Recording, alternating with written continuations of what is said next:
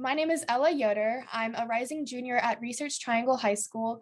And outside of science fairs, I really enjoy being active at my school. For example, this past year, I was the editor-in-chief of my school's yearbook. And I also started a journalism-based honor society chapter at my school called Quill and Scroll. And I also play volleyball both on my school team and on a national club team. So ever since I was little, I've always loved animals. Like I remember when I was in elementary school, I shadowed a veterinarian for a day.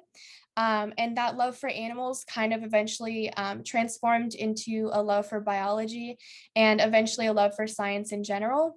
And also, I feel like this sounds kind of cliche, but science is kind of just like a way for us as humankind to make the world make sense.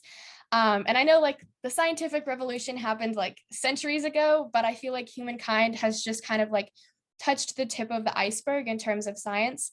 It's just like one of those things that will never run out. So like as we keep discovering things, that's just gonna bring up more questions and then more discoveries. So it's kind of like a cycle. So my project was about evolutionary adaptations in the vision of Antarctic ice fish.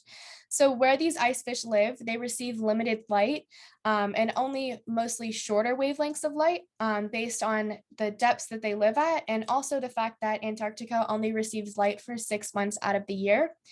And so essentially to summarize, I found changes in the amino acid sequences of some species of ice fish.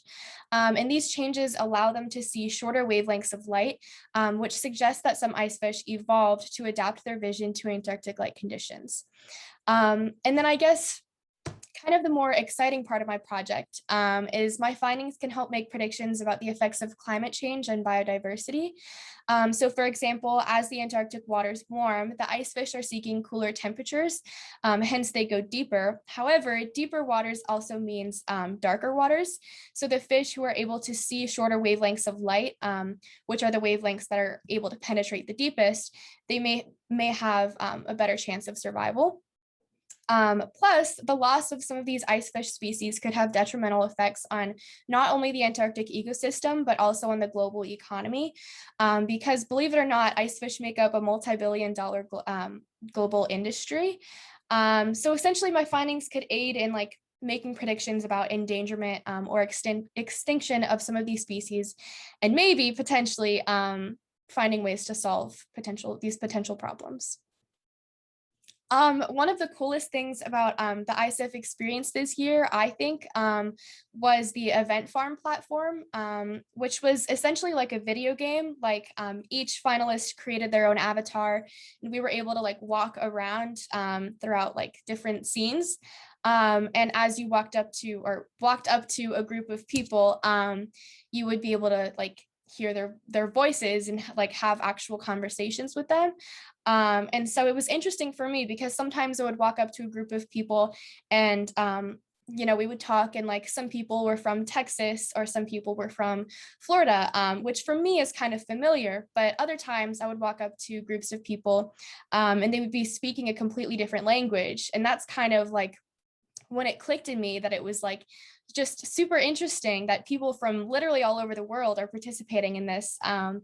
And it was really inspiring because like we would form little circles and just talk for like up to an hour about like obviously our projects to begin with, but then we would steer towards like differences in where we're from and like our different school systems and cultures and things like that. And in the end, we all like exchanged social media and some of them we're all like still in contact kind of. So yeah, I think that was one of the things that I think the virtual aspect would have taken away, but ISEF was really good about kind of making sure that we still had these connections. So this fall, I'm actually planning on continuing my project and hopefully potentially publishing my findings in a scientific research journal.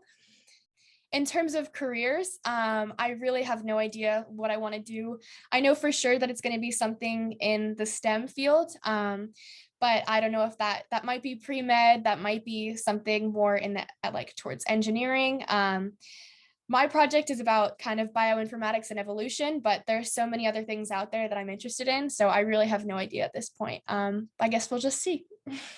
Okay, if I had one piece of advice to give to a young person who's interested in science or engineering, I would honestly say just find what you're passionate about and try not to put too much pressure on yourself. This field is very intimidating, but don't let that intimidation hold you back from not only like exploring new things, but also becoming inspired and executing your own ideas.